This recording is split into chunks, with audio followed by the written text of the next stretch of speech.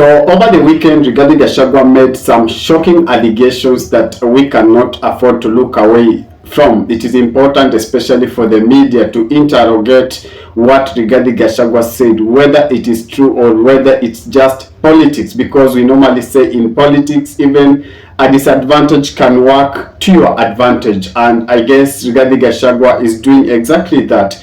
He is using a negative situation to propel himself or to paint himself as a good person in the public eye.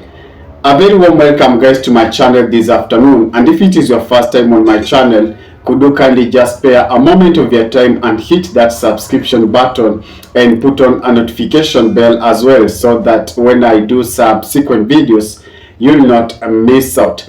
So during the weekend, in a church service, Rigathi Gachagua shocked the country when he said that Bomas of Kenya has been sold to a Turkish national. And we are yet to verify those details, because apparently Dennis Etumbi, who is the Presidential Projects and Coordination of Creative Art in Kenya, issued a statement and said that Bomas of Kenya is not for sale and has not been sold.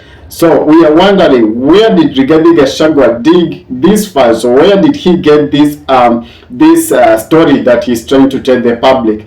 It is also important to note that Rigathi Gachagua has been in the government for the last 2.5 years before he was impeached. So he is not new to the government, or he is not new in what happens to the government.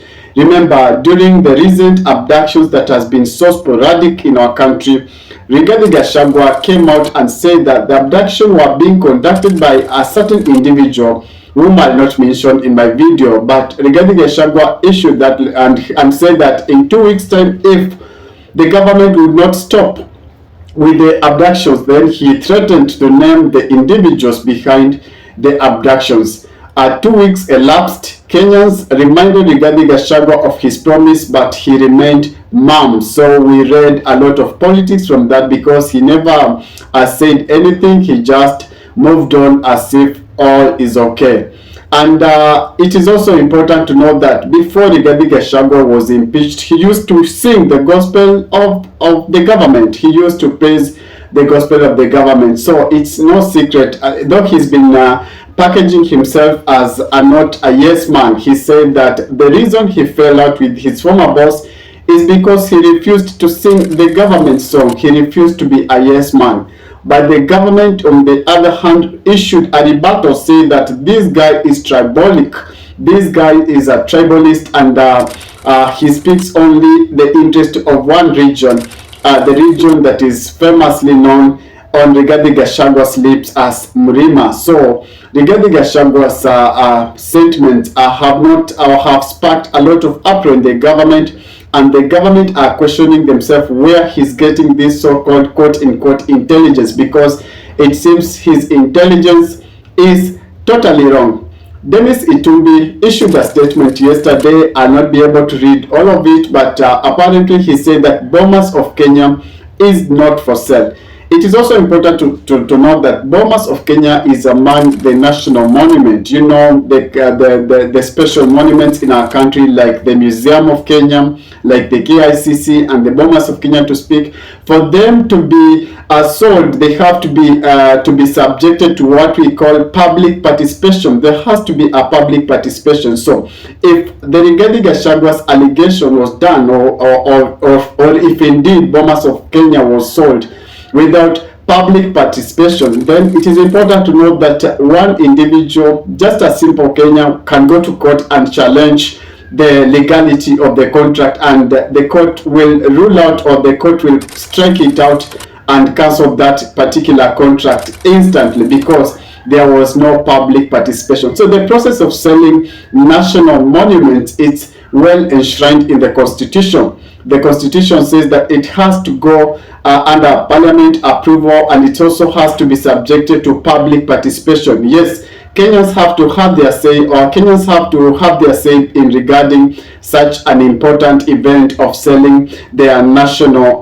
monument. So is Rigathi Gachagua a liar? In politics, we normally say everything is possible. So you can use a negative event to your advantage. And from where I sit, I think that's exactly what Rigathi Gachagua is doing. He's trying to use the bad that is happening in the country, or sometimes to generate his own story so as to steal headlines from the newspaper, because every publicity in politics is good publicity. Whether it's negative publicity or whether it's positive publicity, it works for your advantage, especially when you keep on appearing on the top, on the front line of the newspapers.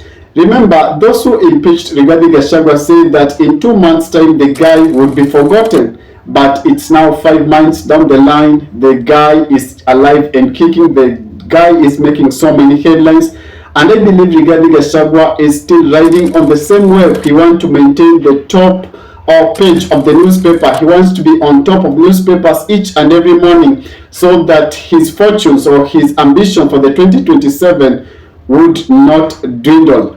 So Rigathi Gachagua's statement is still under verification, but apparently the government has come out strongly denying what he said, and he said the government said that Bomas of Kenya is not for sale.